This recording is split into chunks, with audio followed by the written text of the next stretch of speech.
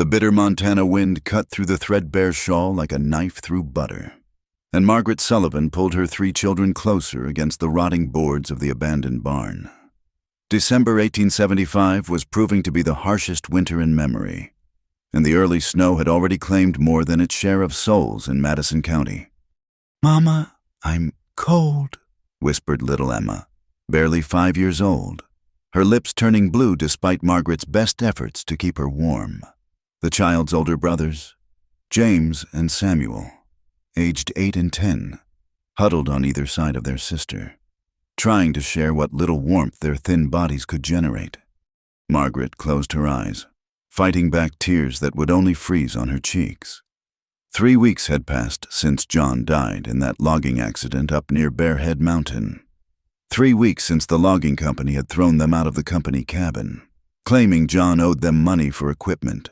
3 weeks of begging, scraping, and slowly watching her children fade like autumn leaves in winter's grip. The sound of wagon wheels crunching through fresh snow made her stiffen. She pressed deeper into the shadows, pulling the children with her. They'd already been run off from 2 other farms this week, and Margaret didn't think she could bear seeing the fear in her children's eyes again. The wagon stopped directly in front of the barn's broken entrance.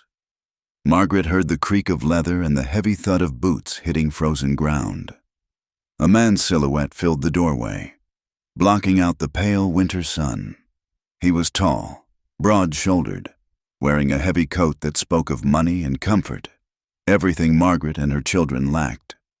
"I know you're in there," the man said, his voice deep and steady, neither harsh nor gentle.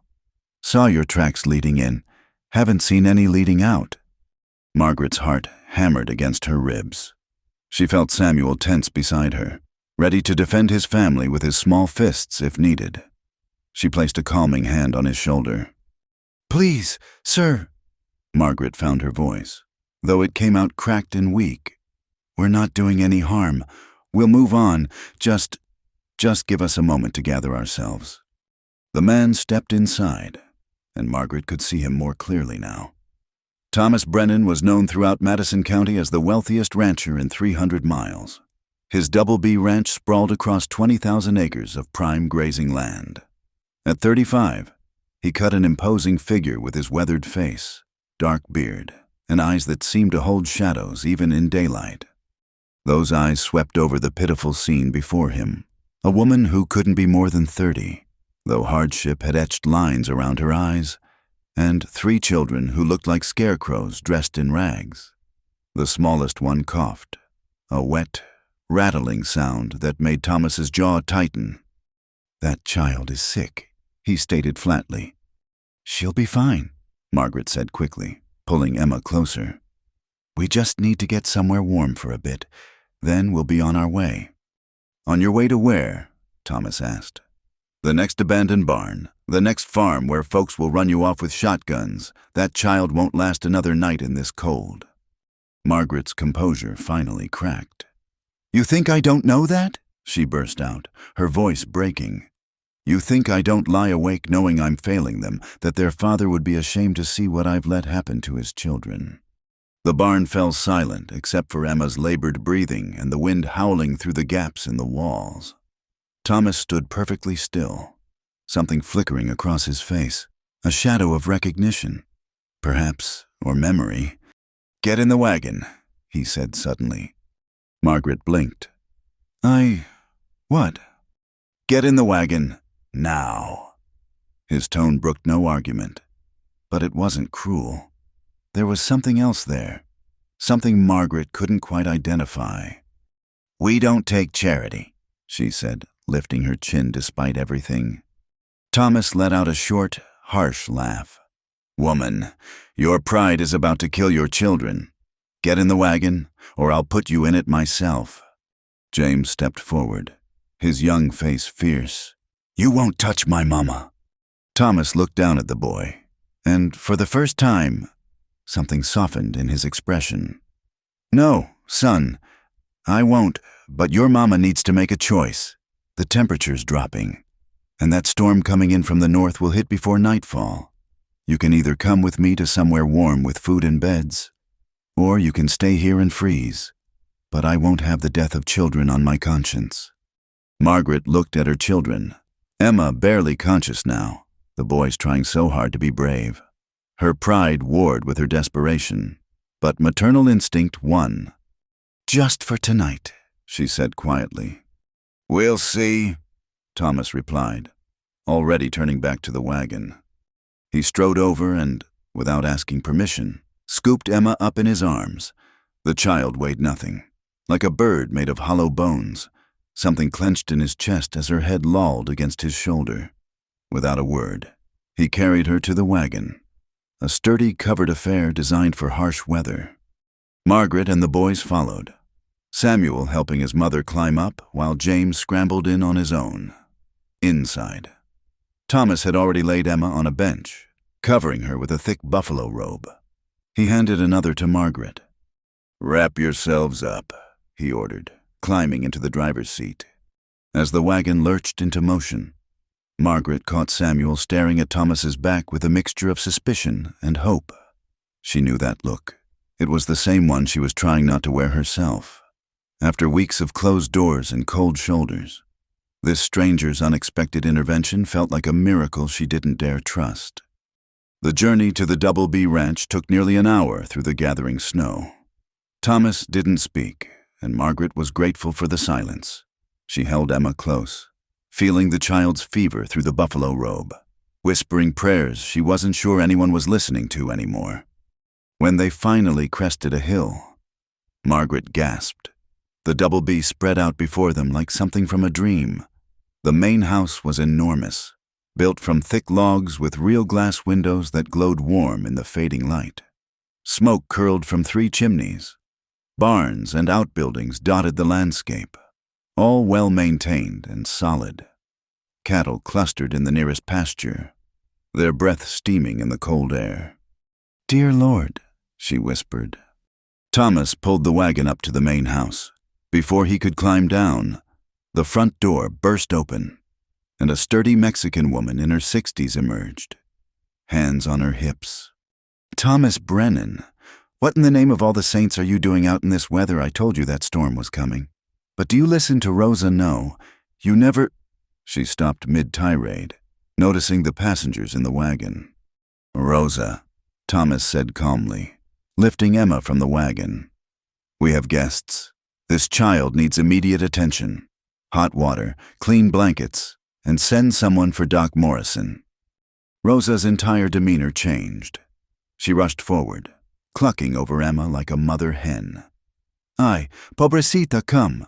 Come, bring her inside quickly. The fire is strong in the front room." As Thomas carried Emma into the house, Margaret hesitated. This was too much, too overwhelming. The warmth that hit her as she entered nearly buckled her knees. The interior was simple but comfortable heavy furniture. Native rugs on the floors, oil lamps casting golden light everywhere. "Sit," Thomas ordered, gesturing to chairs near the massive stone fireplace. "Rosa will bring food." He laid Emma on a settee near the fire, and Rosa immediately began fussing over her with the efficiency of long practice. Margaret watched, feeling useless and out of place in this warm, comfortable room that seemed like something from another world. "I don't even know why you're doing this," she said quietly. Thomas stood with his back to the fire, his expression unreadable. "Does it matter?" "Yes," Margaret said firmly. "I need to know what you expect in return." Thomas was quiet for a long moment, staring at something only he could see. When he finally spoke, his voice was low and rough. 3 years ago, almost to the day, I found my wife and daughter in our barn. They'd been trying to get to the house when the fever took them down. By the time I got back from moving cattle to winter pasture, it was too late." He paused, his hands clenching and unclenching at his sides. "Your little girl there, she's about the age my Sarah would be now." The room fell silent except for the crackling fire and Emma's labored breathing. Margaret felt her throat tighten with understanding. This wasn't charity or some calculated move. This was a man trying to save what he couldn't save before. "I'm sorry," she whispered. Thomas shook his head sharply. Don't want your pity. Just want to see that child live through the night. After that, we'll figure out the rest. Rosa bustled back in with a tray of bread, hot soup, and coffee. Eat, she commanded, in a tone that suggested arguing would be futile. The doctor will be here soon. As Margaret watched her boys fall upon the food with barely controlled desperation, as she felt the warmth seeping into her frozen bones, as she saw Thomas standing guard over Emma like a sentinel, she allowed herself to feel something she'd thought was lost forever. Hope. The morning light filtered through frost-covered windows as Margaret sat beside Emma's bed, watching her daughter's chest rise and fall with steady breaths. The fever had broken near dawn, thanks to Doc Morrison's ministrations and Rosa's constant care for the first time in weeks. Margaret allowed her shoulders to drop from their defensive hunch. A soft knock at the door made her turn. Thomas stood in the doorway, holding a cup of coffee. He'd shed his heavy coat, and in the morning light, she could see him more clearly. The lines around his eyes spoke of laughter that had been absent too long, and there was a weariness in his posture that had nothing to do with physical exhaustion. "How is she?" he asked, offering her the coffee. Margaret accepted it gratefully, wrapping her hands around the warm ceramic. "Better. The doctor says she'll need rest, but the worst has passed." Thomas nodded, his eyes lingering on Emma's small form. "That's good. Rosa's making breakfast. Your boys are already in the kitchen, eating like they haven't seen food in days." "They haven't," Margaret said quietly. "Not proper food, anyway." An uncomfortable silence settled between them. Margaret studied Thomas's profile as he watched Emma sleep. She recognized that look, the careful distance, the way he held himself apart even while helping. It was the same armor she wore. "Tell me about your wife," she said suddenly, surprising herself. Thomas stiffened. "Why?" "Because you know my pain, but I don't know yours. And if we're going to be under the same roof, even temporarily, I'd like to understand." Thomas was quiet for so long, Margaret thought he wouldn't answer. When he finally spoke, his voice was rough as gravel. "Catherine was... she was sunshine." He began slowly. "Came out here from Boston to teach school. Everyone said she was too delicate for frontier life, but she proved them wrong. She could birth a calf, bake bread, and teach Shakespeare all in the same day." A ghost of a smile touched his lips. Sarah was just like her, bright, curious about everything, always asking questions I couldn't answer.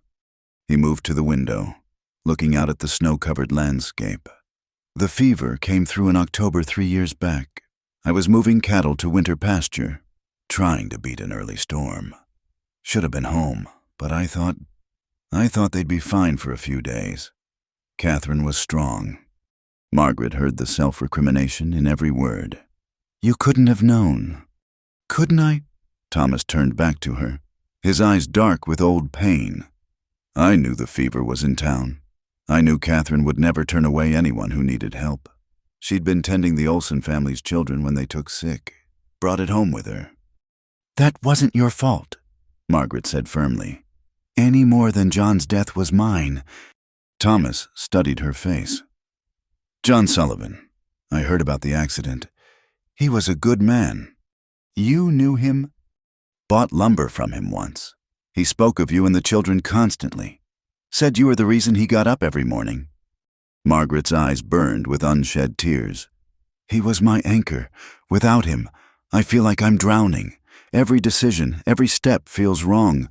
I look at my children and see him in their faces, and I think about how disappointed he'd be that I couldn't keep them safe." "He'd be proud you're still fighting," Thomas said quietly. Margaret laughed bitterly. "Fighting? I was hiding in a barn, letting my daughter freeze to death." "You were surviving. There's no shame in that." They stood in shared silence. Two people bound by loss, understanding flowing between them without need for words. Finally, Thomas cleared his throat. "I have a proposition for you," he said carefully. But first, you should know something. This house, it's too big, too empty. Rosa does her best, but she's getting older, and the ranch hands need constant supervision. I need someone to manage the household, help with the books, maybe teach some of the younger ranch hands their letters. Margaret's pride flared. I don't need your pity, Mr. Brennan. It's not pity, Thomas said sharply. It's practical. I need help. You need work and shelter. Your boys are old enough to help with light ranch work. Earn their keep. Your daughter needs time to recover properly. This could benefit us both. And what will people say? Margaret asked. A widow living in the house of an unmarried man. Rosa lives here too. She'll be your chaperone, if anyone cares to question it. Besides, his mouth twisted wryly. People have been talking about me for 3 years. The crazy hermit who lost his family. Adding you to the mix won't change much. Margaret considered his words. It was a lifeline. She knew that, but taking it meant admitting she couldn't make it on her own, meant being beholden to this stranger's generosity. I work, she said finally. This isn't charity. I work for our keep, and the moment I can stand on my own feet again, we leave. Fair enough, Thomas agreed. Though I should warn you, Rosa's been praying for help for 2 years. She might not let you leave. As if summoned, Rosa appeared in the doorway. Breakfast, she announced. The little one can have broth when she wakes. You, she pointed at Margaret. Come eat. You're too thin. And you, she glared at Thomas. Stop brooding and act like a human being for once.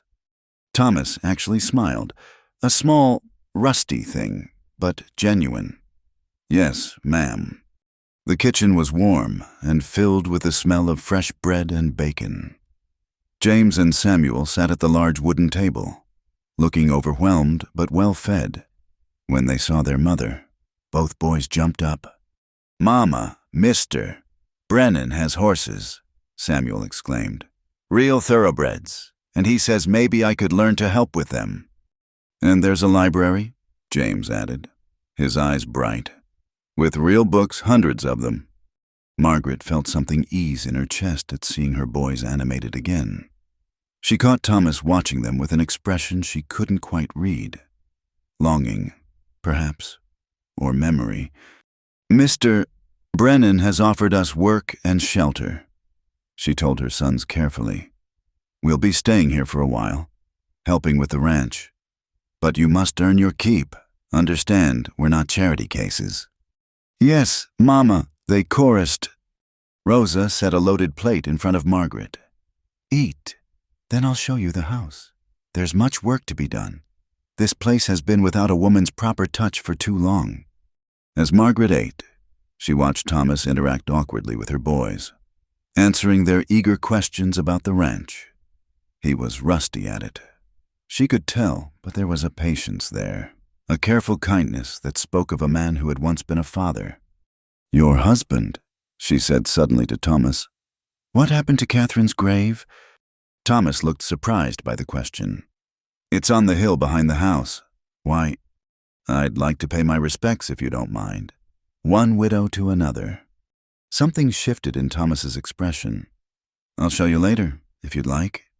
After breakfast, Rosa took Margaret on a tour of the house. It was even larger than it appeared from outside. 6 bedrooms, a proper dining room, a study filled with ledgers and maps, and the library the boys had mentioned. Everything was well made and sturdy, but there was a neglected feel to it, as if the house was holding its breath, waiting for life to return. 3 years, he's been like a ghost, Rosa confided as they inspected the unused parlor. Eats, works, sleeps, nothing more. Maybe you and your children can bring some life back to this place. We're not staying forever, Margaret felt compelled to say. Rosa gave her a knowing look. We'll see, Mia, we'll see. That afternoon, while Emma slept and the boys explored the barn with careful supervision from the ranch foreman, Thomas led Margaret up the hill behind the house. 2 graves sat beneath a large oak tree, marked with carved wooden crosses. Catherine Brennan, beloved wife and mother, and Sarah Catherine Brennan, our angel. Margaret knelt in the snow, placing her hand on Catherine's marker. "I understand," she whispered. "The weight of going on when they can't, the guilt of every smile, every moment of warmth when they're cold in the ground. I understand." When she looked up, Thomas had tears on his cheeks, the first she'd seen him shed. Without thinking, she reached up and took his hand. He gripped it like a drowning man clutching a rope. "I haven't been up here in 6 months," he admitted. "Couldn't bear it." "The dead don't need our guilt," Margaret said softly. "They need our remembrance. John would want me to save our children, even if it meant accepting help. Catherine would want you to live, not just exist." Thomas helped her to her feet, and for a moment they stood there, hands clasped, two souls recognizing their shared burden. Then, as if realizing the intimacy of the moment, they stepped apart. "Thank you," Thomas said simply. As they walked back down the hill, Margaret noticed smoke rising from the chimney, her boys' voices carrying on the wind as they helped with chores. Rosa's commanding presence in the kitchen window. The house looked less lonely already, less like a monument to grief and more like what it was meant to be. A home. "Mr. Brennan," she said as they reached the door. "Thomas," he corrected. "If we're going to share a roof, it should be Thomas." "Thomas," she agreed. "I want you to know what you're doing for us. I'll find a way to repay you." Thomas paused with his hand on the door. "You already have," he said quietly. "This is the first time in 3 years I've wanted to come home." The Double B Ranch sprawled across the Montana landscape like a small kingdom, and after a week of residence, Margaret was still discovering its scope. The main house alone was larger than any home she'd lived in, with its thick log walls that kept out the bitter wind and windows that caught the morning sun. But it was the life of the place that truly overwhelmed her. The constant motion of ranch hands, the lowing of cattle, the smell of hay and leather, and Rosa's eternal cooking. Emma had recovered enough to leave her bed, though she still tired easily. Margaret found her daughter in the kitchen that morning, helping Rosa roll out dough for biscuits, flour dusting her small hands, and a smile on her face that Margaret hadn't seen in months. "Mama, look," Emma called out. "Rosa's teaching me to make bear claws." Rosa, her gray hair pulled back in a severe bun that did nothing to diminish the warmth in her eyes, nodded approvingly. "The little one has good hands. She'll be a fine cook someday." Margaret felt a tightness in her throat. The kitchen was warm, filled with golden light and the yeasty smell of rising bread. It was the kind of morning she'd dreamed of giving her children, the kind John had worked himself to death trying to provide. "Where are the boys?" she asked, pushing down the melancholy. "With Senor Thomas and Jake at the stables," Rosa replied, her emphasis on the word senor, making it clear she disapproved of Margaret's continued formality with their host. "Young Samuel has a way with horses. Even that devil stallion, Tempest, calms for him." Margaret felt a flutter of worry. "That's not dangerous." "Jake watches them close," Rosa assured her. "He's a good man, raised 4 boys of his own. He knows what he's doing." Through the window, Margaret could see the stables, and sure enough, there were her boys, Samuel leading a beautiful bay mare while James carried water buckets. Thomas stood nearby, his posture relaxed as he spoke with Jake, the ranch foreman. As she watched, Thomas reached out to ruffle James's hair, and the boy beamed up at him. The gesture was so natural, so paternal, that Margaret had to look away. It wasn't fair to her boys to let them get attached. This was temporary, just until she could find proper work and housing in town. "You think too much," Rosa observed, not looking up from her dough. "I can hear your thoughts spinning like a water wheel." "I have to think," Margaret replied. "I have 3 children depending on me." "And now you have help. Is that so terrible?" Before Margaret could answer, The kitchen door burst open, bringing in a gust of cold air and Samuel's excited voice. "Mama, mister. Thomas says I can help with the foaling when Buttercup's time comes, and Jake's going to teach me to mend tack." Thomas appeared behind him, looking slightly embarrassed. "If that's all right with your mother." "Of course." Margaret looked at her son's shining eyes, at the color in his cheeks that had been absent for weeks. "If Mr. Brennan thinks you're ready for such responsibility," she said carefully. "Thomas," he corrected quietly. "And the boy's a natural. Horses trust him." There was something in the way he looked at Samuel, a wistfulness that made Margaret's chest ache. She'd seen him watching her children all week with that same expression, hunger mixed with pain, like a man looking at water while dying of thirst. "Can I show Mama the tack room?" Samuel asked Thomas eagerly. "Show her what Jake taught me about the different bridles." "After lunch," Margaret said firmly. "And only if your studies are done." "Yes, Mama," Samuel said, though his enthusiasm didn't dim. As the boys thundered upstairs to wash up, Thomas lingered in the doorway. "You're raising fine children," he said. "John did most of it." Margaret replied, "I'm just trying to keep them on the path he set." "You're doing more than that." He paused, seeming to wrestle with something. "There's a matter I need to discuss with you, about the household accounts." Margaret followed him to his study, a masculine room lined with ledgers and maps of the ranch. Thomas pulled out a thick book and opened it to columns of figures. "Rose has been managing the household expenses, but her eyes aren't what they were." He explained, "I need someone to take over the books, manage orders for supplies, coordinate with the ranch accounts. You mentioned you helped your husband with his lumber business accounts." "Yes," Margaret said, leaning forward to examine the ledger. "John wasn't much for figures. I handled most of the paperwork." "Would you be willing to take this on? It would be part of your duties here." "Of course. I'd increase your wages accordingly." Margaret studied the numbers, her mind already categorizing and organizing. "These supply orders are inefficient," she observed. "You're buying from 3 different suppliers in town when one would give you a better rate for bulk orders." Thomas's eyebrows rose. "You can see that just from looking. John taught me to look for patterns, said I had a mind for it." She traced a finger down the columns. "You're also paying too much for flour.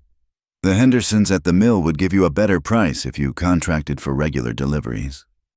"Would you be willing to renegotiate these contracts?" Margaret looked up at him, surprised. "You'd trust me with that?" "You've just demonstrated more understanding of economics in 2 minutes than I've seen from my previous bookkeeper in 2 years. He paused. "Besides, you need to go to town anyway for the children's schooling arrangements." The mention of town made Margaret stiffen. She'd been dreading this, facing the good people of Stillwater, seeing their judgment and pity. A fallen woman. They'd call her, living in the house of an unmarried man. "When?" she asked. "Tomorrow. If the weather holds, I need to go in for supplies anyway. We can take the children, let them see the school." That evening, after supper, Margaret found herself in the parlor, a room that had clearly been unused since Catherine's death. Dust covers had been removed from the furniture at Rosa's insistence, revealing well-made pieces that spoke of a woman's touch in their selection. Emma was curled up on the sofa with a picture book Thomas had found for her, while the boys played checkers by the fire. Thomas sat in a leather chair, pretending to read a newspaper. But Margaret caught him watching the children over the top of it. There was such longing in his expression that it made her heart hurt. "You miss it," she said softly. "Having a family." He lowered the paper. "Every day," he admitted. The silence was the worst part. This house was built for noise, for life. Catherine always said it needed at least 6 children to fill it properly. She wanted a large family. We both did. He stared into the fire. We'd only just started. Sarah was going to be the first of many. We thought we had such plans. Margaret understood that too. The plans that death destroyed, The future that vanished like smoke. John wanted to build his own mill, she said, save enough to stop working for others. We drew up the plans together, picked out the spot by the creek. He was going to teach the boys the trade. What happened to those plans, the drawings? Burned them, Margaret said flatly. The night after the funeral. Couldn't bear to look at them. I kept everything of Catherine's, Thomas confessed. Her clothes still hang in the wardrobe. Sarah's toys are in a trunk in the attic. Rosa says I'm a fool, that I've turned the house into a tomb. Not a tomb, Margaret said gently. A shrine. There's a difference. Is there? A tomb is for the dead. A shrine is for the living who can't let go.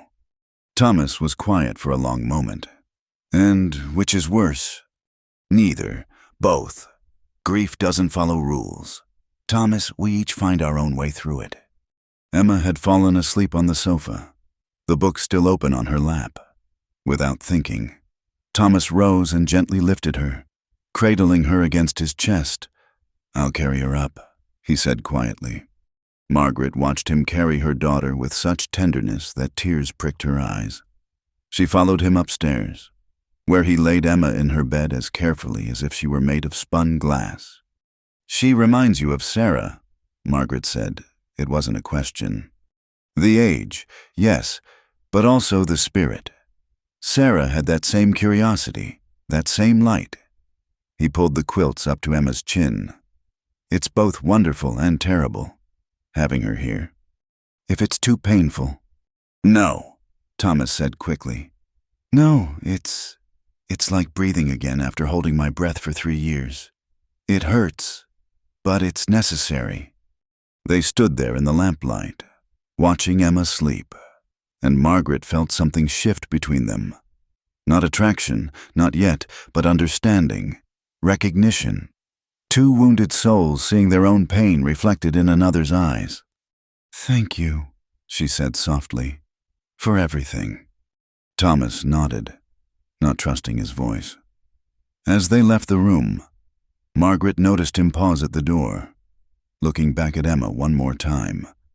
In that moment, she saw not the wealthy rancher who'd rescued them, but a father missing his daughter, a man haunted by empty rooms and unfinished dreams.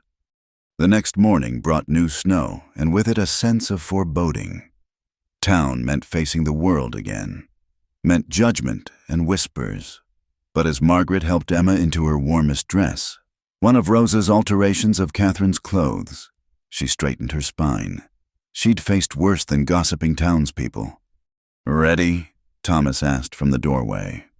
Margaret looked at her children, clean and warmly dressed for the first time in weeks, their faces bright with anticipation of the trip to town.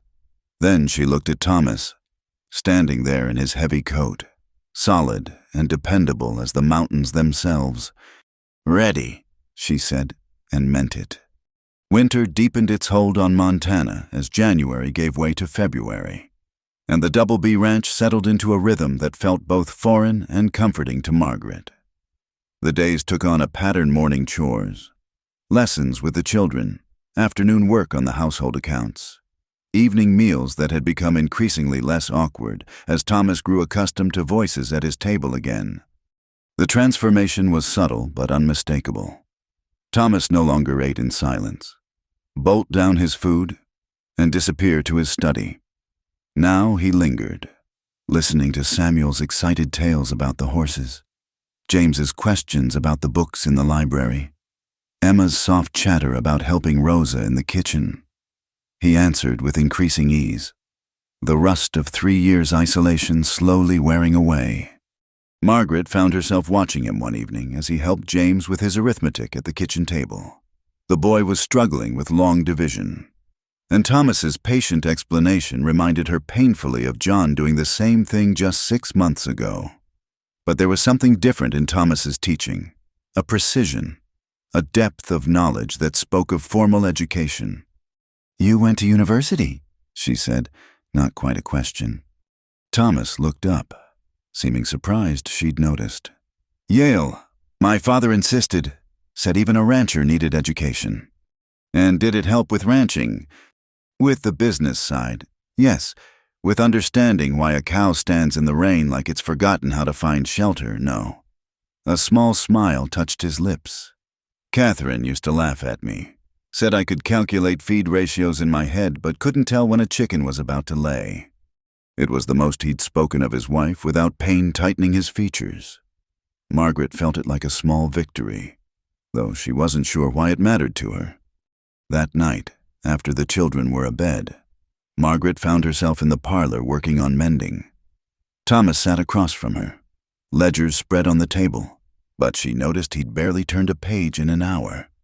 "Spring will come," she said quietly, not looking up from her sewing. "I know."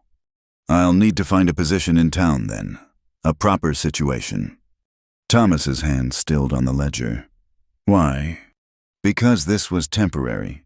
You've been more than generous, but we can't impose forever." "You're not imposing. You work harder than anyone I've employed. The household runs better than it has in years. The books are in order for the first time since—" He stopped.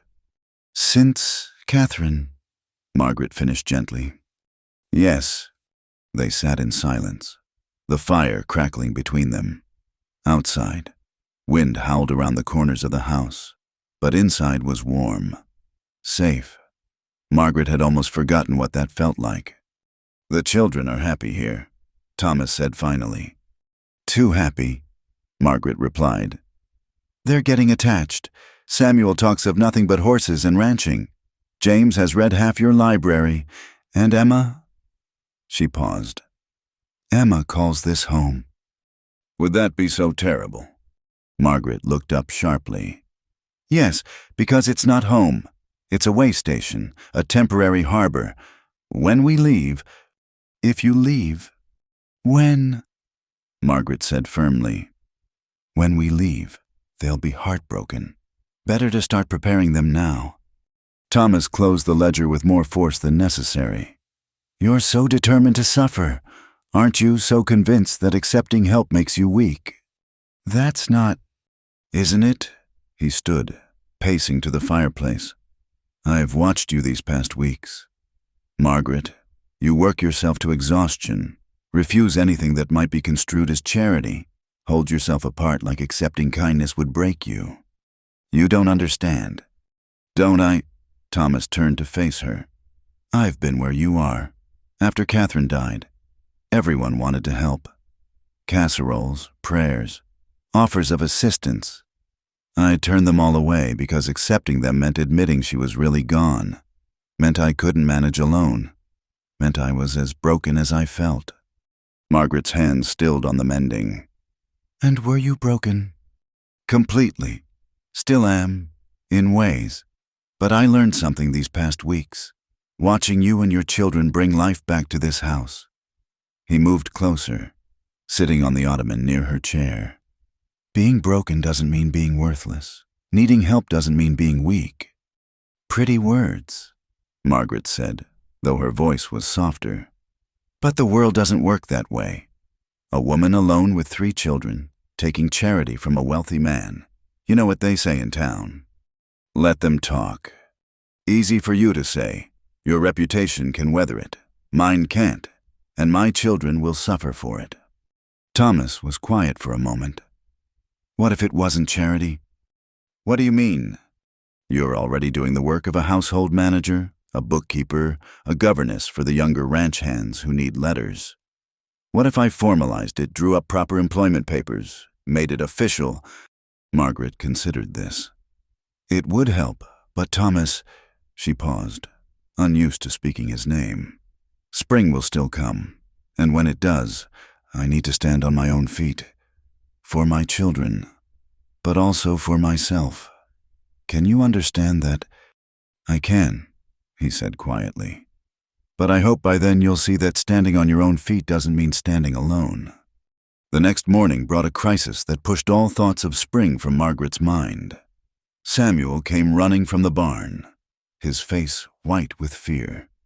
"Mama, mister, Thomas, it's Buttercup. She's foaling, but something's wrong." Thomas was already moving, grabbing his coat. "Get Jake!" he ordered Samuel. "Tell him to bring the foaling kit." Margaret followed, her heart racing. In the barn, she could hear the mare's distressed sounds. Thomas was already in the stall, his hands gentle on the laboring horse. "Breech," he said grimly. "The foal's turned wrong." Jake arrived, but after one look. The older man shook his head. "It's bad, boss. Might lose them both." "No," Thomas said firmly. "Not if I can help it." For the next 2 hours, Margaret watched Thomas work with a determination she'd never seen.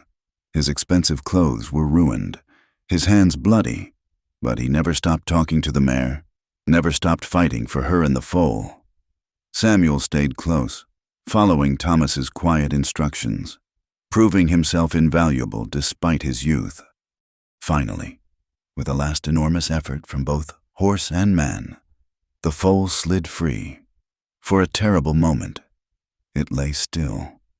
Then Thomas cleared its airways, rubbed its sides vigorously, and the tiny creature gasped, shuddered, and began breathing. "There we go," Thomas murmured, his voice rough with exhaustion and emotion. "There's a fighter." The mare, exhausted but alert, turned to nuzzle her baby. Samuel let out a whoop of joy, and even Jake's weathered face cracked into a smile. Margaret found herself moving without thought, reaching out to grip Thomas's shoulder. "You saved them." He looked up at her, and, for a moment, their eyes met and held. His face was streaked with sweat and dirt, his fine shirt destroyed, but his expression held a peace she hadn't seen before. "We saved them," he corrected, including Samuel in his gaze. "Couldn't have done it without my assistant here." Samuel glowed with pride. "Can I name the foal Mr. Thomas?" "What did you have in mind?" "Hope," Samuel said without hesitation. "Because we never gave up hope." Thomas's throat worked. "That's a fine name. Son." Later, after Thomas had cleaned up and the excitement had died down, Margaret found him on the porch, watching the sunset paint the mountains gold. "Thank you," she said, joining him, "for letting Samuel help, for teaching him. He's a natural stockman.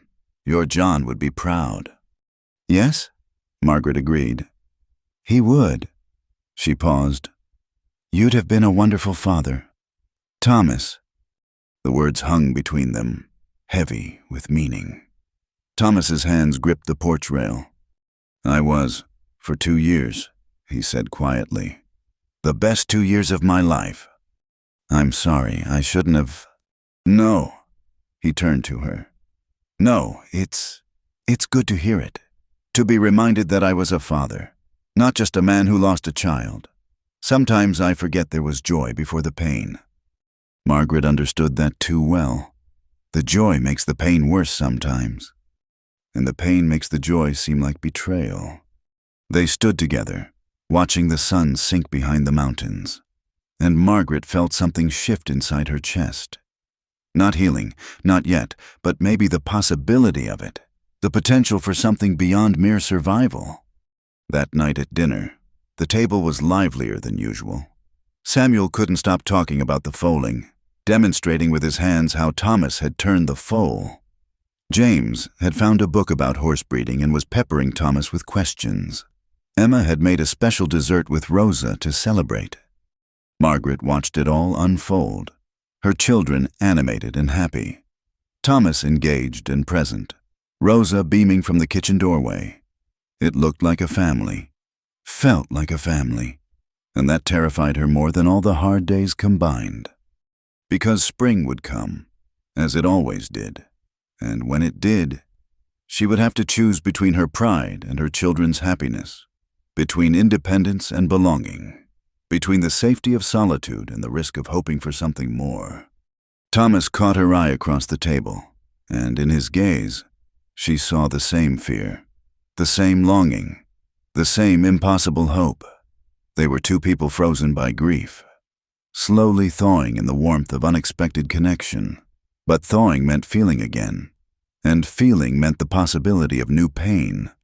Still, As Emma laughed at something Rosa said, as her boys debated names for future foals, as Thomas smiled, really smiled, for the first time since she'd met him. Margaret thought that maybe, just maybe, the risk might be worth it. The trouble started on a Thursday morning in late February when Margaret took the wagon into Stillwater for supplies. Thomas had offered to accompany her, but she'd insisted on going alone. A small declaration of independence that now seemed foolish as she faced the cold stares of the townspeople. At Henderson's general store, Mrs. Henderson barely acknowledged her presence, serving other customers who'd arrived after Margaret while she stood waiting at the counter. When she finally deigned to help, her voice dripped with false sweetness. "Mrs. Sullivan, how interesting to see you in town. We heard you'd found yourself a comfortable situation at the Double B." "I'm employed there." "Yes," Margaret said evenly, refusing to rise to the bait. "Employed, Mrs." Henderson's eyebrows rose. "Is that what they're calling it now?" The other women in the store tittered behind their hands. Margaret felt heat rise in her cheeks, but kept her composure as she placed her order. It wasn't until she overheard Mrs. Garrett, the banker's wife, that her temper finally flared. "Poor Mr. Brennan," Mrs. Garrett was saying, "first losing his dear Catherine, and now being taken advantage of by that woman. Mark my words, she's after his money. Why else would a man like him take in a destitute widow?" Margaret turned slowly. "Perhaps because he's a decent Christian man who couldn't watch children freeze to death? Or is charity no longer a virtue in Stillwater?" "Mrs. Garrett's face flushed. "Charity is one thing, living in sin is another." "How dare you?" "Ladies!" The male voice cut through the tension. Richard Crenshaw, owner of the neighboring Triple C Ranch, stood in the doorway, his expensive suit and oiled mustache marking him as a man of means. "Surely such heated words are unnecessary." He approached Margaret with a smile that didn't reach his eyes. "Mrs. Sullivan, isn't it I've been meaning to pay my respects? Your late husband did some work for me once." "Mr. Crenshaw," Margaret acknowledged warily. "I must say, you've landed quite remarkably on your feet. The Double B is quite a prize." "I work for my keep, Mr. Crenshaw." Of course. His smile widened. "Though one wonders what kind of work a woman provides in a bachelor's household." The implication was clear. Margaret's hands clenched in her skirts, but before she could respond, another voice spoke from the door. "The kind that's got my books balanced for the first time in 3 years. Crenshaw." Thomas stood in the doorway, his presence filling the space. His expression was calm, but Margaret could see the tension in his shoulders. "Brennan," Crenshaw said smoothly, "we were just discussing your domestic arrangements." "Were you?" Thomas moved to stand beside Margaret, not touching her but close enough that his intention was clear. "How fascinating that my household management is of such interest. I'd have thought you'd be more concerned with your own affairs. How is that land dispute with the Johnsons going?" Crenshaw's smile tightened. "Resolved in my favor, naturally." "Naturally," Thomas agreed dryly. "Mrs. Sullivan, do you have everything you need?" "Yes," Margaret said, grateful for his presence even as she resented needing it. Thomas turned to Mrs. Henderson. "Add it to my account. And Mrs. Henderson, in the future, you'll serve Mrs. Sullivan promptly and with respect, or the Double B will take its considerable business elsewhere. I'm sure the new store opening next month would appreciate the revenue." The ride back to the ranch was silent for the first mile. "Finally," Margaret spoke. "You didn't need to do that." "Yes, I did." "It will only make the talk worse." Thomas's jaw tightened. "Let them talk." "You keep saying that as if their opinions don't matter, but they do.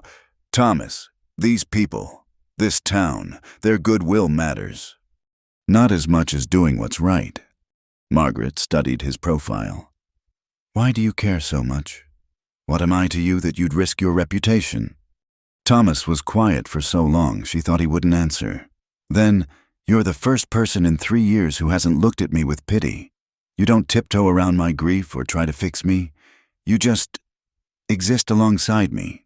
Do you know how rare that is? That evening, the tension from town followed them home. Margaret was distracted at dinner, barely touching her food. The children noticed. Emma especially, her worried eyes darting between the adults. After the children were abed, Thomas found Margaret in the kitchen, scrubbing pots with unnecessary force. You'll wear through the metal, he observed. Good. Then I'll have something real to fix instead of gossip and innuendo. Margaret. They're right, you know. She turned to face him. This arrangement, it's improper. No matter how innocent, no matter that Rosa's here, people will think what they want to think. Since when do you care what people think? Since my children have to live in this world, the words burst out of her. Since Samuel comes home from the feed store with bruises because the other boys called his mother a kept woman. Since Emma asks why the other mothers won't let their daughters play with her. Thomas's face darkened. Samuel was fighting, defending my honor, such as it is. Margaret's voice was bitter. This is what I was afraid of. Thomas, my choices affecting them. Our choices, Thomas corrected. I'm the one who brought you here. And I'm the one who stayed. They stood facing each other across the kitchen, the lamplight casting shadows between them. Finally, Thomas spoke. There's a solution. Yes, I leave. Find work in another town. Start over. That's not what I meant. Margaret looked at him, confused. Thomas ran a hand through his hair, suddenly looking younger, uncertain. We could, that is, if we were, he stopped, took a breath. If we were married, the talk would stop. The words hung in the air like smoke. Margaret felt her heart stop. Then resume at double speed. Married, she repeated flatly. In name only, of course. Thomas said quickly. A business arrangement. You'd have respectability, security. The children would have a home, education, a future.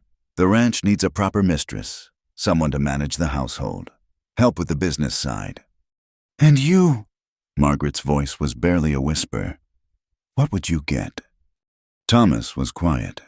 A reason to keep going, a family to come home to, the sound of life in this house again. That's all. He met her eyes. Isn't that enough? Margaret turned away, her mind reeling. You're asking me to marry you to stop gossip? I'm asking you to consider a practical arrangement that would benefit everyone. Practical, Margaret repeated, and something in her tone made Thomas flinch. What else could it be? He asked quietly. We're both too damaged for anything more. The words hurt because they were true.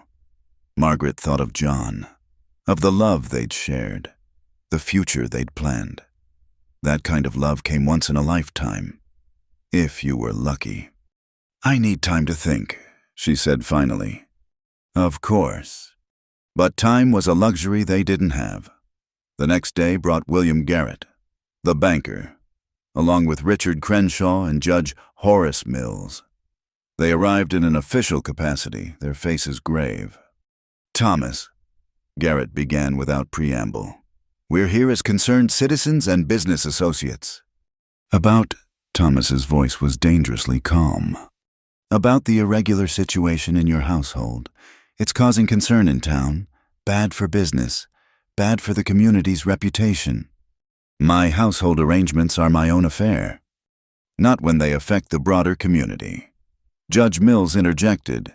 There are standards of propriety to maintain, children to consider. Yes, Thomas agreed. 3 children who were starving in the cold before I took them in. Where was your concern then? Crenshaw stepped forward. Be reasonable.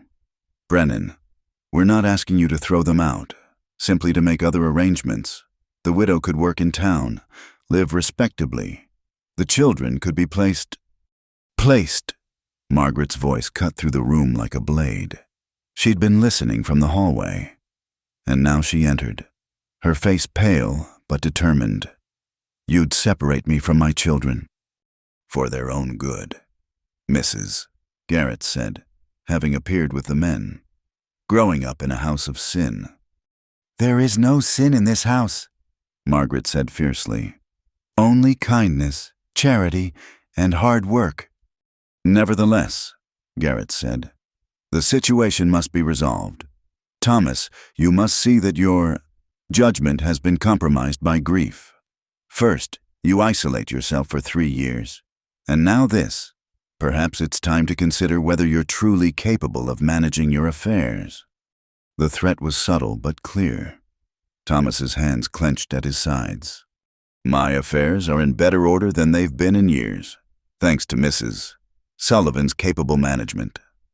That may be, Judge Mills said carefully, but perception matters.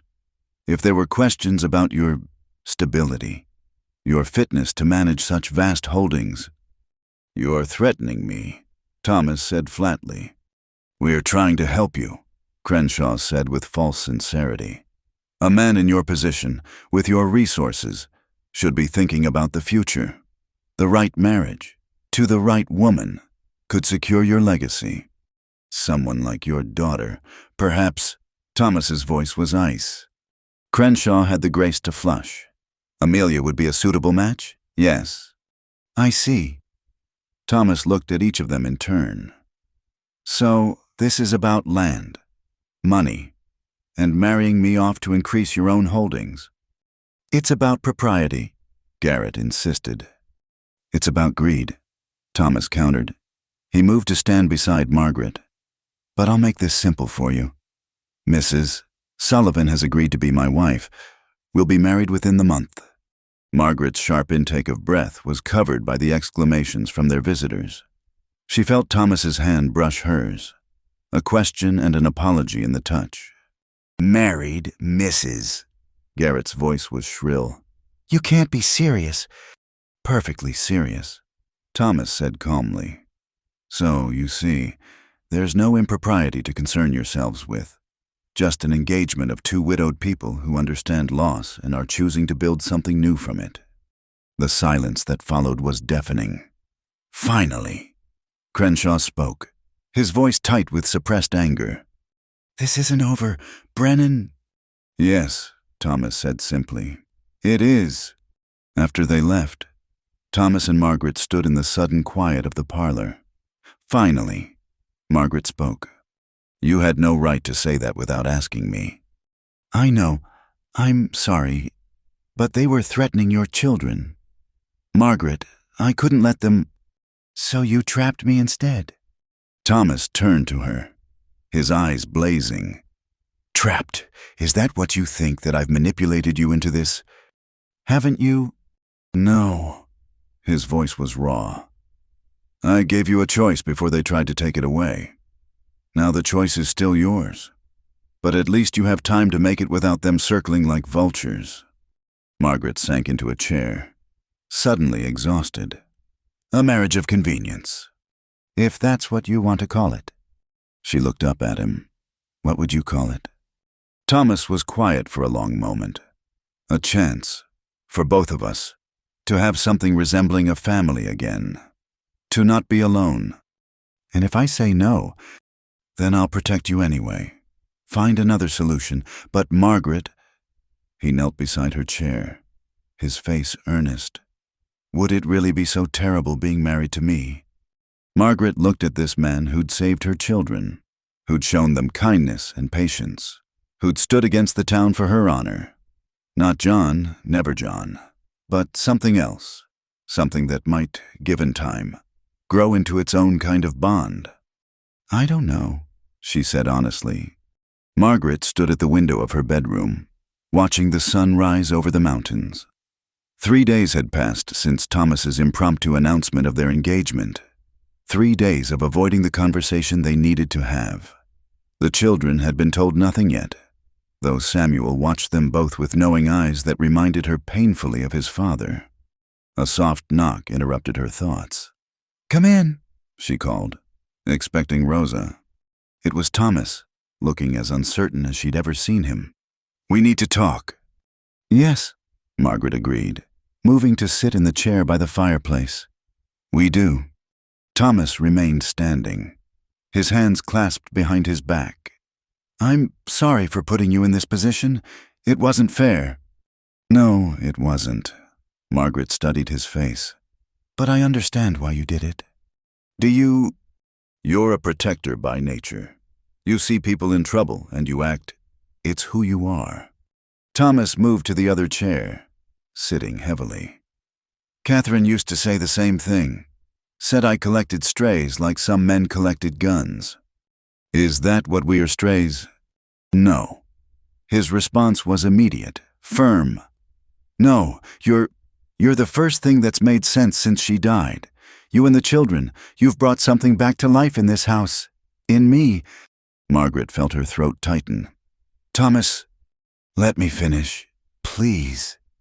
He leaned forward, his eyes intent on hers.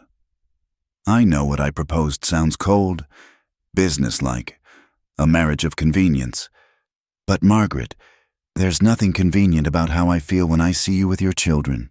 Nothing businesslike about the way my day feels incomplete if we don't talk. Nothing cold about the way this house feels like home again." "You're still grieving Catherine." "I'll always grieve her, just as you'll always grieve John. But grief isn't all we are, is it? We're also parents, workers, people who wake up each day and choose to keep going. Why shouldn't we choose to go forward together?" Margaret stood, pacing to the window. "The children." "Love it here. Samuel has a gift with horses that Jake says he's rarely seen. James devours books like he's starving for knowledge. And Emma brings joy everywhere she goes. They're getting attached to you, and I to them." Thomas rose, moving to stand behind her, not touching but close enough that she could feel his warmth. "Is that so terrible?" "What happens when they ask about us, about why we married? We tell them the truth, that two people who understood loss decided to build something new together. That marriage isn't always about passionate love. Sometimes it's about choosing to create a family, choosing to care for each other." Margaret turned to face him, finding him closer than expected. "And what if feelings develop? What if one of us wants more?" Thomas's voice was soft. "Then we face that when it comes. We're adults. Margaret, we can handle whatever develops with honesty and respect." "You make it sound so simple." "It's not simple. Nothing about this is simple. But the alternative, you leaving, starting over somewhere else, the children uprooted again, that's worse, isn't it?" Margaret thought of Emma's laughter in the kitchen, Samuel's pride when he helped with the horses, James's joy in the library. Then she thought of Thomas, reading to Emma when she thought no one was watching, teaching Samuel about breeding lines, discussing books with James as if he were an equal. "I need conditions," she said finally. "Name them." "The children must never feel like burdens or obligations. They must be treated as yours." "They already are, in my heart." The simple honesty of it took her breath away. "I need to maintain my own space, my own identity. I won't become a shadow of who I was." "I wouldn't want you to. Your strength, your independence, that's part of what makes you remarkable. And if, in time, either of us finds this arrangement unbearable." Thomas was quiet for a moment. "Then we face that honestly, putting the children's welfare first. But Margaret, I don't think that will happen." "Why not?" "Because we've both lost everything once. We know the value of what we're building. We won't take it for granted." That evening, Margaret gathered her children in the parlor. Thomas stood by the fireplace, letting her lead the conversation. "I have something important to tell you," she began, her heart hammering. "Mr. Brennan has asked me to marry him." The silence was complete. Then Emma burst out, "Will we stay here forever?" If you'd like to, Margaret said carefully. Yes, Emma shouted, launching herself at Thomas, who caught her, looking startled but pleased. James was more cautious. What about Papa? Margaret's eyes filled with tears. Papa would want us to be safe and happy. He would understand that sometimes families come together in unexpected ways. Will we call you Father? Samuel asked Thomas directly. Thomas looked at Margaret, then back at the boy. You can call me whatever feels right. Thomas, Mr. Brennan. Or in time, if you wish. Something else. There's no rush. But you'll teach me about the horses and the ranch. Every day, if you want. Samuel nodded slowly. Then I think it's good. Papa would want someone to take care of Mama. Margaret reached for her eldest son. I can take care of myself. Samuel. I know, he said, with wisdom beyond his years. But it's better when you don't have to do it alone. The wedding was set for 3 weeks hence, a simple ceremony at the ranch with only essential witnesses. Margaret threw herself into preparations, partly to stay busy, partly to avoid dwelling on the magnitude of what she was doing. Rosa was in her element, planning food, decorating, altering one of Catherine's stored dresses for Margaret. It's what she would want, Rosa said firmly when Margaret protested. Catherine had a generous heart. She wouldn't want her things gathering dust when they could bring happiness. The dress was deep blue silk, simpler than current fashion but beautifully made. When Margaret tried it on, she barely recognized herself. The woman in the mirror looked prosperous, respectable, nothing like the desperate widow who'd huddled in a barn just months ago. You're beautiful, Emma breathed from the doorway. Margaret knelt beside her daughter. Are you happy about this? Truly? Emma nodded vigorously. Mr. Thomas makes you smile, and he tells the best stories. And he said I could have my own pony when I'm bigger. Did he now? Margaret couldn't help but smile. He said every rancher's daughter needs to ride. Rancher's daughter.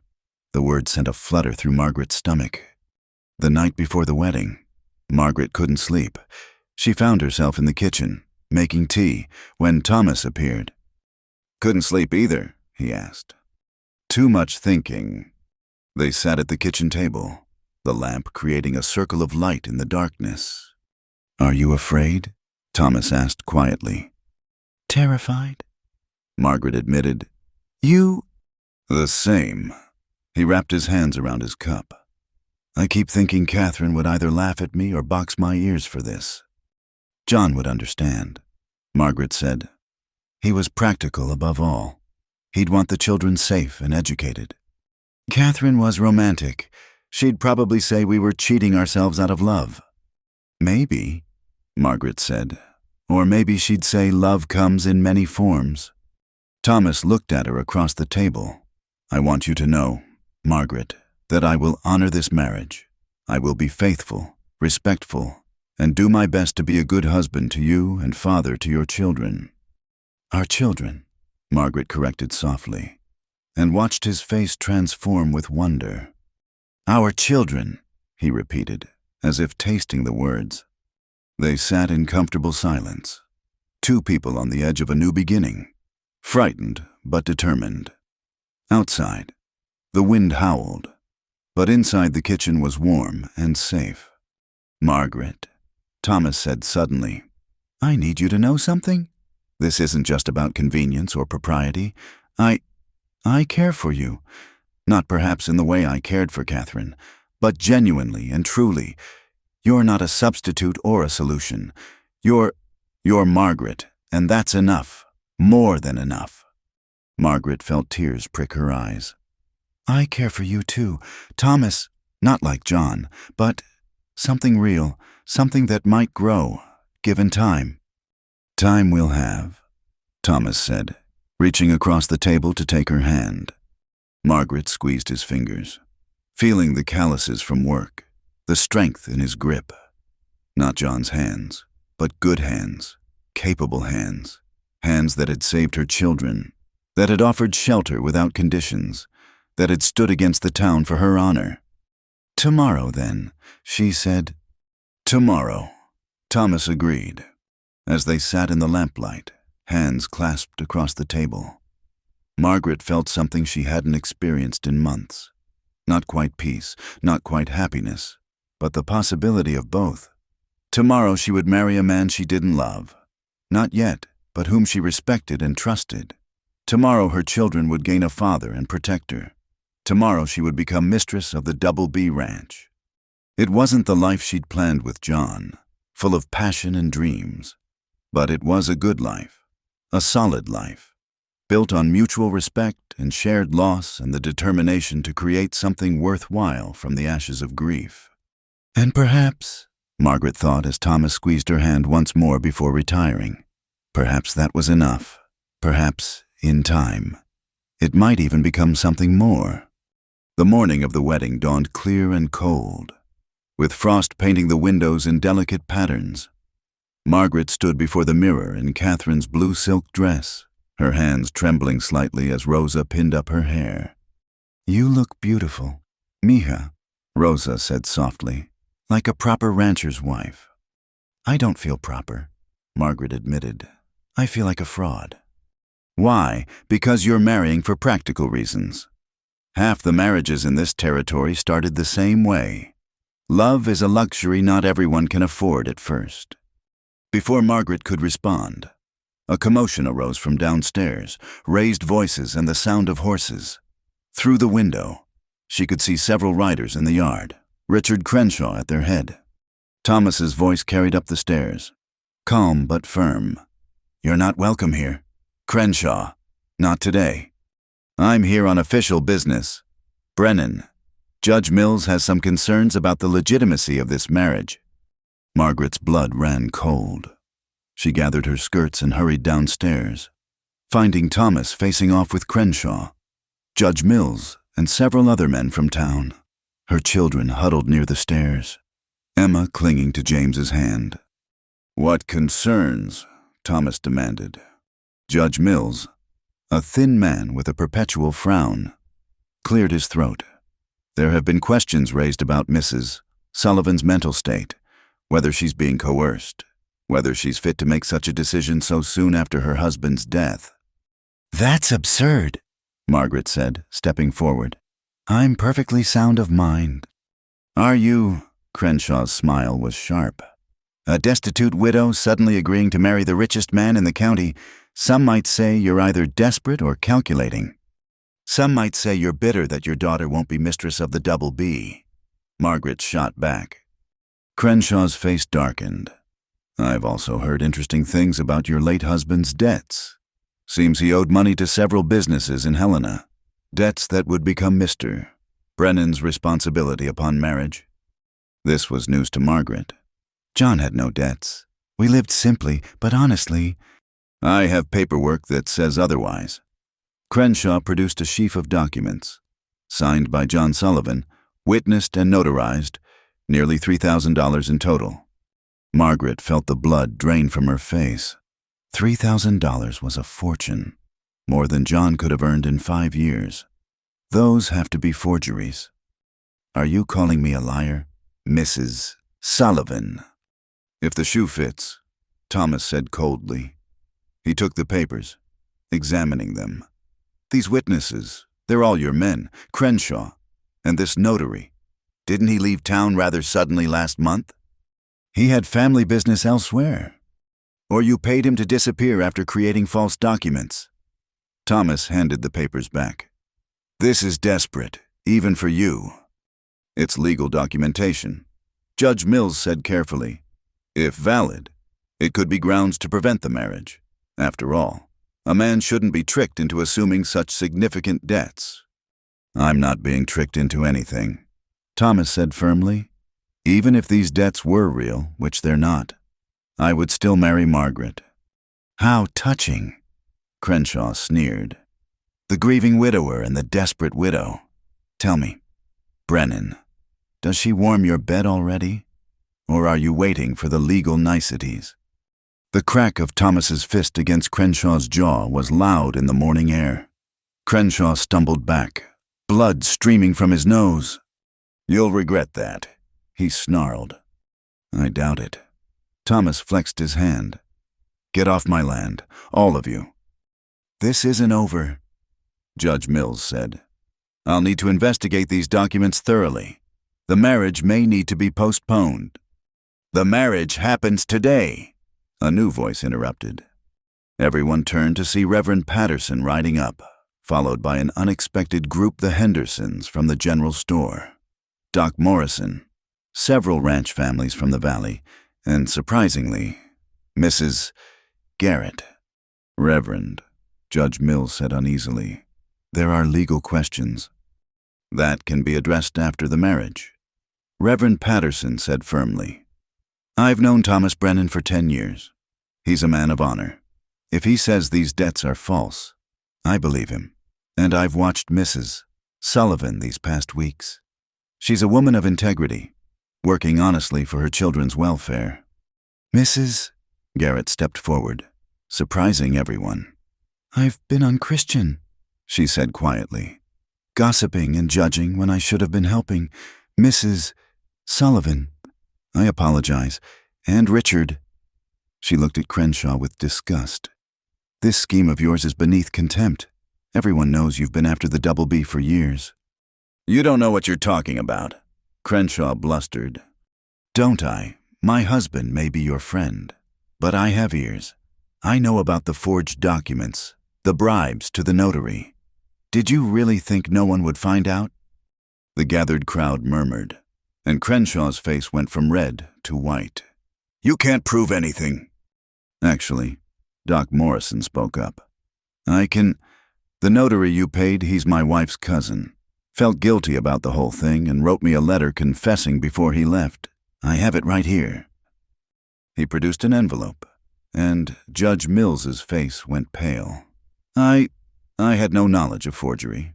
Crenshaw assured me the documents were legitimate. Then you won't mind declaring them invalid, Thomas said coolly. Of course, under the circumstances. Good. Then, unless you're staying for the wedding, get off my property. Crenshaw looked around at the hostile faces, realizing he'd lost. This isn't over, Brennan. Yes, it is, Thomas said quietly. Try anything else, and I'll have you brought up on charges of fraud and conspiracy. Now go. As Crenshaw and his allies retreated, the crowd that had gathered began to disperse into the house, Rosa directing them to chairs she'd arranged in the parlor. Margaret stood frozen, overwhelmed by the support from unexpected quarters. You all right? Thomas asked softly, touching her elbow. They came, she whispered. The townspeople, they stood up for us. For what's right, Thomas corrected. Come, we have a wedding to conduct. The ceremony was simple but beautiful. The parlor was decorated with evergreen boughs and ribbon, the fire crackling warmly. Margaret's children stood with them, Samuel holding the rings, James and Emma beside their mother. Reverend Patterson spoke about second chances, about building new families from loss, about the courage it took to open one's heart again after grief. Margaret found herself fighting tears, especially when she caught sight of Thomas doing the same. When it came time for vows, Thomas spoke clearly, his voice carrying through the room. Margaret, I promise to honor and protect you, to be a father to your children, to build a life with you based on respect, partnership, and care. I promise to be faithful and true, to support your dreams as you support mine. I may not be the first man to love you, but I promise to earn my place in your heart through patience and devotion. Margaret's voice was quieter, but no less firm. Thomas, I promise to stand beside you in all things, to help bear your burdens as you've helped bear mine. I promise to make this house a home, to honor the past while building the future. I promise to be a true wife to you, in friendship now and perhaps, in time, in love as well. They exchanged rings, simple gold bands that Thomas had somehow procured despite the short notice, when Reverend Patterson pronounced them husband and wife. Thomas leaned in to kiss her gently, respectfully, a promise more than passion. The small crowd erupted in applause. Emma jumping up and down with excitement. "We're a real family now," she cried, and even the most stoic ranchers smiled. The celebration that followed was modest but joyful. Rosa had prepared a feast, and the neighbors who'd come to support them stayed to celebrate. Margaret found herself passed from one group to another, receiving congratulations and apologies in equal measure. "I misjudged you," Mrs. Henderson said quietly. "I let Crenshaw's poison influence me. Your husband is a good man, and you're good for him. I can see it in how he smiles again." Margaret looked across the room to where Thomas was lifting Emma onto his shoulders while talking with other ranchers. He caught her eye and smiled. A real, warm smile that transformed his usually serious face. "He's good for us too," she said softly. As evening fell and the guests departed, Margaret found herself alone with Thomas for the first time as his wife. The children had been put to bed, exhausted from excitement, and Rosa had tactfully retired to her quarters. "Well," Thomas said, suddenly awkward, "we did it." "We did." Margaret twisted her new ring, still getting used to its weight. "Thomas, about tonight. Your room remains yours," he said quickly. "Nothing changes unless you want it to. We have time to figure out what this marriage will be." Relief and something else, disappointment, washed through her. "Thank you for understanding." "Margaret." He stepped closer, taking her hands. "Today, when Crenshaw tried to destroy this, when he brought those false papers, I realized something." "What?" "That the thought of losing you and the children terrified me more than anything has since Catherine died. This started as a practical arrangement, but somewhere along the way, you became essential to me. All of you." Margaret's eyes filled with tears. "We're not replacement for what you lost." "No," Thomas agreed. "You're something entirely new. Something I didn't know I could still want." He raised her hands to his lips, kissing each palm gently. "I know you're not ready for more. Maybe you never will be, but I want you to know that I'm grateful for today, for the chance to be part of a family again." "Oh, Thomas," Margaret whispered, and surprised them both by rising on her toes to kiss him softly. It was brief, tender, a question and a promise combined. When they parted, both were breathing unsteadily. "Time," Margaret said. "We need time." "We have it," Thomas assured her. "All the time in the world." As Margaret climbed the stairs to her room, their room, though she'd sleep alone tonight, she thought about the day's events, the threat from Crenshaw, the support from unexpected allies, the vows that had felt more real than she'd expected, Thomas's confession that she'd become essential to him. She paused at the children's doors, checking on each. Samuel slept with a smile, James with a book still in his hands. Emma cuddled with the rag doll Thomas had given her. They were safe, protected, part of something bigger than just survival now. In her room, Margaret went to the window and looked out at the double B spreading under moonlight. Her land now, too, her home, her family. Not the life she'd planned, but perhaps the life she was meant to have. And maybe, just maybe, a life that could hold love again. Different from before, but no less real. Tomorrow would bring new challenges. Crenshaw wouldn't give up easily, and the ranch work never stopped. But tonight, Margaret Sullivan Brennan allowed herself to feel something she'd thought lost forever. Hope. Spring arrived in Montana like a benediction, melting the snow to reveal green grass that seemed impossibly bright after the long winter. The Double B Ranch burst into life, new calves dotting the pastures, wildflowers carpeting the hills, and the sound of children's laughter carrying on the warm breeze. Margaret stood on the porch, watching Samuel work with the yearlings in the corral. At 13, he'd grown 3 inches over the winter and his voice had begun to crack, but his gentle way with horses remained unchanged. Thomas stood beside him, guiding but not interfering, letting the boy find his own rhythm with the animals. 6 months had passed since their wedding, 6 months of careful navigation as two broken families became one whole. It hadn't been easy. There were still nights when Margaret reached for John in her sleep. Still moments when she caught Thomas staring at Catherine's portrait with hollow eyes. But there had been progress too. Small victories that added up to something substantial. "Mama, look," Emma called from the garden, where she and Rosa were planting vegetables. At 6, she'd grown sturdy and brown from the sun, her health fully restored. "The tomatoes are already sprouting." "Beautiful, sweetheart," Margaret called back, her heart full at the sight of her daughter thriving. James emerged from the house, carrying an armload of books. At 11, he'd become Thomas's unofficial assistant with the ranch accounts, his quick mind perfect for figures and planning. "Mr. Thomas, Father." James still stumbled over the word they'd all begun using recently. "Says I can go with him to the cattle auction in Helena next month." "Does he now?" Margaret smiled at her middle child's excitement. "He says I can help with the bidding calculations, and we might stop at the bookstore."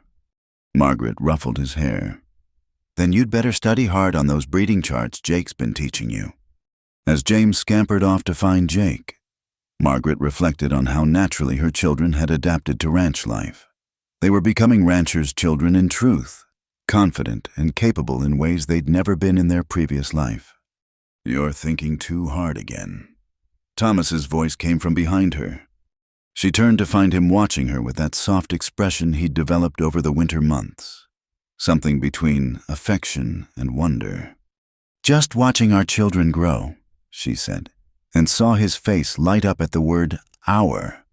"Speaking of growing," Thomas said, suddenly looking uncertain, "there's something I want to show you." He led her behind the barn to a section of land she'd noticed him working on, but hadn't investigated. There, freshly constructed, stood a small building with large windows and a covered porch. "What is this?" Margaret asked, puzzled. "It's for you," Thomas said quietly. "A sewing room, workspace, whatever you want it to be. I know you gave up your independence to marry me, but I thought maybe having a space that's entirely yours would help." Margaret felt tears prick her eyes.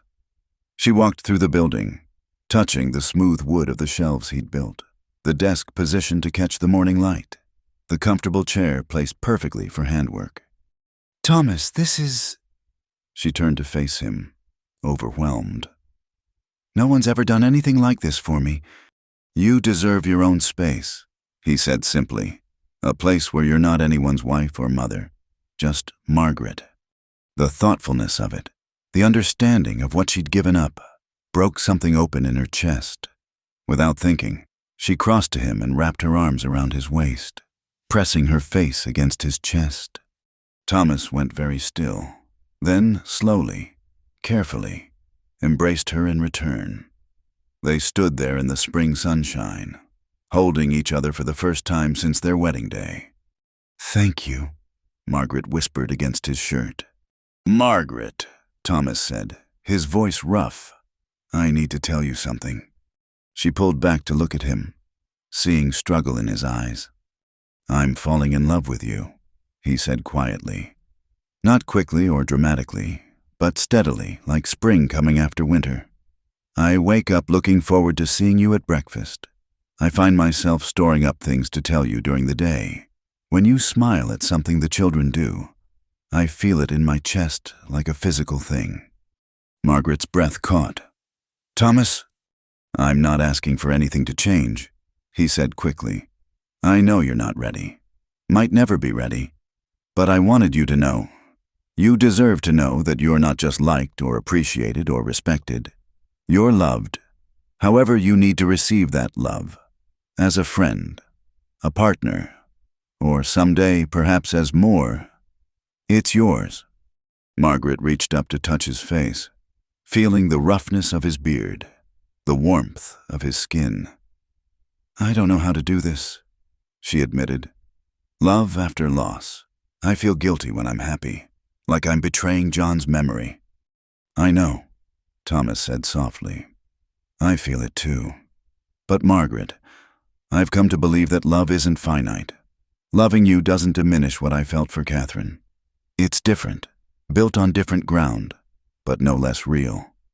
I care for you, Margaret said, the words inadequate but true. More than I expected to. When you're late coming in from the range. I worry. When you laugh at something Emma says, my heart lifts. When you're teaching the boys, I see the father you were and could be again. That's enough, Thomas said. That's more than enough. Standing there in the spring light, Margaret made a decision. She rose on her toes and kissed him. Not the brief touch of their wedding day, but something deeper, more intentional. When they parted, both were breathless. I'd like to try, she said quietly. To be a real wife to you, to build something more than a practical arrangement. Are you sure? No, Margaret admitted. But I think John would want me to try. He loved life too much to want me to stop living. That evening, the family gathered for dinner as usual. But there was a new warmth between Margaret and Thomas that the children noticed immediately. Emma, with a child's directness, announced, You look happy, Mama. I am happy, Margaret said, meeting Thomas's eyes across the table. Good, Samuel said firmly. Papa would want you happy. The mention of John no longer brought the sharp pain it once had. Instead, Margaret felt a gentle ache, like an old injury that only hurt when the weather changed. After dinner, as had become their custom, the family gathered in the parlor. Thomas read aloud from a novel while Margaret sewed and the children worked on their lessons or played quietly. It was peaceful, domestic, everything Margaret had dreamed of having again. Later, after the children were abed, Margaret made another decision. Instead of retreating to her own room, she knocked on Thomas's door. Come in, he called, surprise evident when he saw her. I thought... Margaret felt suddenly shy. That is, if you're willing, I'd like to stay. Thomas set aside the book he'd been reading, his eyes warm but careful. Are you certain? Yes, Margaret said, and found she meant it. That night, they lay together as husband and wife for the first time, tentative and gentle, finding their way to each other through the shadows of loss. It wasn't the passionate romance of youth, but something quieter, deeper. Two people choosing to heal together, to build love from understanding and shared pain and determined hope. In the morning, Margaret woke to find Thomas watching her, his expression wondering. Good morning, wife, he said softly. Good morning, husband, she replied, and meant it fully for the first time. At breakfast, Rosa took one look at them and burst into tears. Finally, she exclaimed, I was beginning to think you two would dance around each other forever. The children seemed to sense the shift too. Emma climbed into Thomas's lap with even more confidence than usual. The boys spoke of our ranch with increased pride, and the whole house seemed to breathe easier. As spring deepened toward summer, the Double B Ranch flourished. The cattle were healthy, the horses thriving, and the family that had been cobbled together from loss had become something real and lasting. Margaret kept John's photograph in her sewing room, next to one of Thomas and the children. Sometimes she talked to it, telling him about their children's growth, about the life they were building. She liked to think he would approve, that he would be glad she'd found a good man to raise his children and love his wife. Thomas had done something similar, creating a small shrine in his study where Catherine's portrait sat alongside a new family photograph. The past wasn't erased, but honored, incorporated into the present rather than haunting it. One evening in late May, as the family sat on the porch watching the sunset paint the mountains gold, Emma asked, Are we going to have more brothers and sisters? Margaret and Thomas exchanged glances, a conversation in a look. Maybe, Thomas said carefully. Would you like that? Yes, all three children chorused, and Margaret laughed, feeling possibility bloom in her chest like the wildflowers in the meadow. That night, as she and Thomas lay entwined, she whispered, I love you. Not like I love John, but truly and deeply.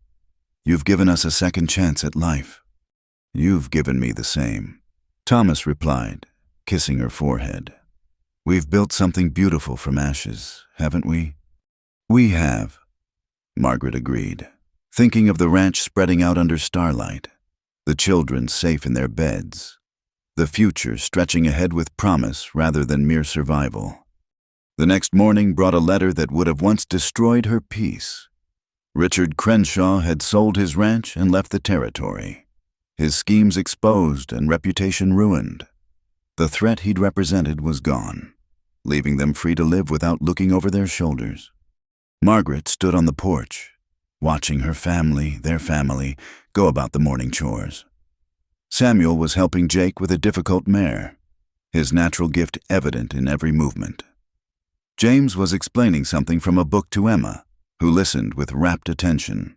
And Thomas was striding across the yard, tall and strong, catching her eye and smiling that private smile that was hers alone. She thought of that desperate night in the abandoned barn, when death had seemed the only certainty. Now here she stood, mistress of a thriving ranch, wife to a good man, mother to happy children, with new life possibly growing within her, though she hadn't told Thomas yet about her suspicions. The West was hard, unforgiving, taking as much as it gave, but it also offered second chances to those brave enough to seize them. Margaret had learned that love wasn't a single thread but a tapestry, woven from many strands. First love, second chances, chosen family, and the determined hope that tomorrow could be better than yesterday.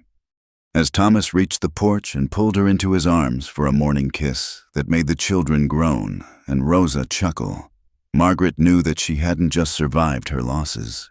She had transcended them, building something new and precious from the ruins of what was lost. The Double B Ranch stood strong against the Montana sky, a testament to the power of human resilience and the truth that sometimes the best families are the ones you choose to build. Thank you so much for listening to this story of love, loss, and second chances in the Old West. I'd love to know where you're listening from. Please share in the comments below.